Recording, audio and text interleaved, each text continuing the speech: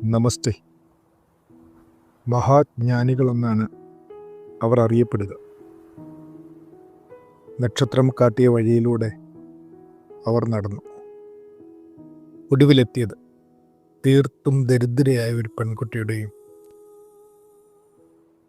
അവളുടെ മടിത്തട്ടിലുറങ്ങുന്ന ഇളം പൈതലിൻ്റെയും അടുത്ത്.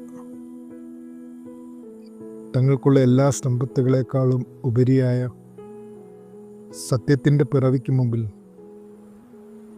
അവർ സ്വയം അർപ്പിക്കുന്നു.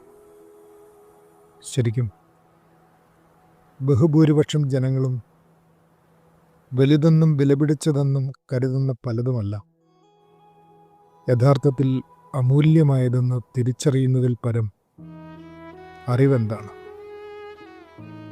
സത്യമായും അവരുടെ വഴി പിന്നീട് അങ്ങോട്ട് വ്യത്യസ്തമാണ്. എൻ വഴി തനി വഴി എന്നൊക്കെ പറയും പോലെ. ആദരവോടെ.